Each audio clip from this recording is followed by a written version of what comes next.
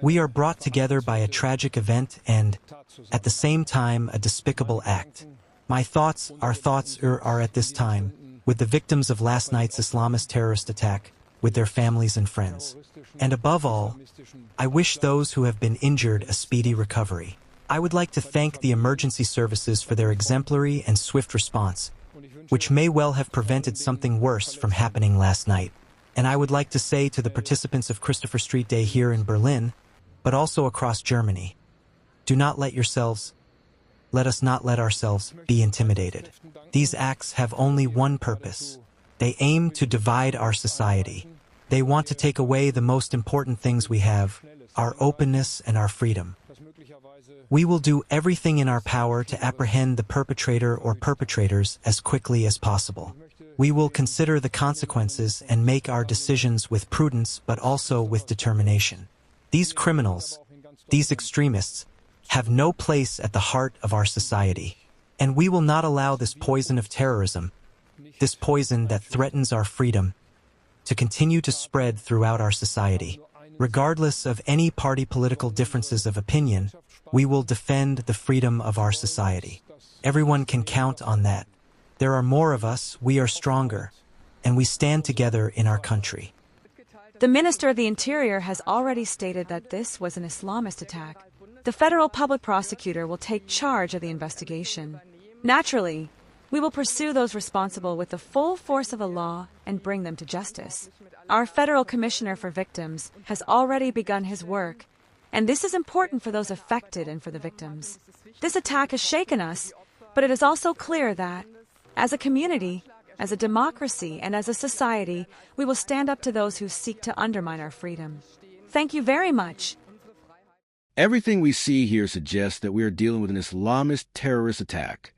We know that the suspect, Abdul Ballout, is on the run. This means that we are currently dealing with a situation that requires a very high-level commitment from all police forces, both the Berlin police and the federal police, not only in the city of Berlin, but at railway stations and airports at the borders. We assume that there are 29 people who have been injured, some of them seriously. Last night, the suspect drove a car into the crowd, seriously injuring people and, so far, causing one death. He then attacked other passers-by with a stabbing weapon and a bladed weapon, presumably a machete, and seriously injured them as well. We are dealing here with a suspected perpetrator who has a history of committing a large number of criminal offenses, of radicalization, and of involvement in the Islamist scene. The suspect is a German national. He is of Lebanese origin. He was born here. There are other major events planned in Germany, including further CSD events, and we expect the security measures in this regard to be reviewed once again and, where necessary, significantly stepped up. Horror in Germany as a car plows into a Berlin Pride crowd, leaving one person dead and 15 injured. The Berlin Pride parade is cut short after deadly car crash forces organizers to halt the celebration. A car slams into a crowd near the Gay Pride festivities, prompting Berlin police to launch a manhunt for the driver. Christopher Street Day ends in tragedy as a vehicle strikes festival-goers gathered for the LGBTQ+ celebration. Police seal off Tiergarten Park after a car hits Pride marchers, turning the area into an active investigation scene. Berlin police urge revelers to go home, please, in the wake of the deadly incident, asking people to clear the streets. All I can say is that Berlin, as a city of freedom and diversity, will continue to grow stronger and assert its position. We will not let anyone take away our way of life and our way of living together. We'll have to wait and see what the investigation reveals, what the motives behind this crime were. It's too early to say anything definitive today, at least not yet, but we'll be closely monitoring the situation. And I have great confidence in the Berlin police that they'll work tirelessly to identify the perpetrator or perpetrators and bring them to justice.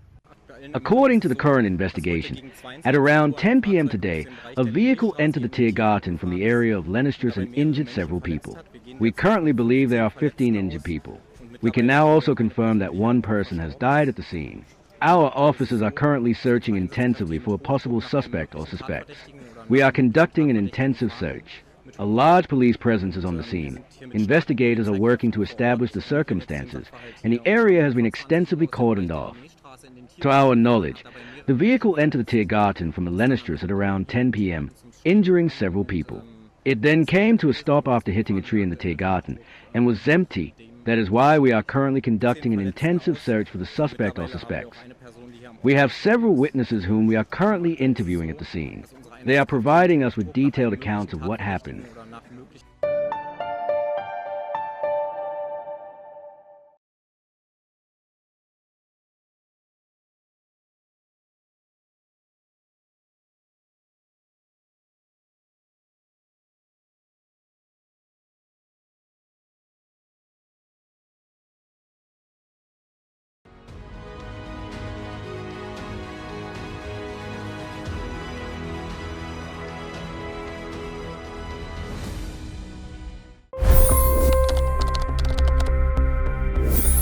$25 crore गरीब गरीबी को परास्त करके बाहर निकले।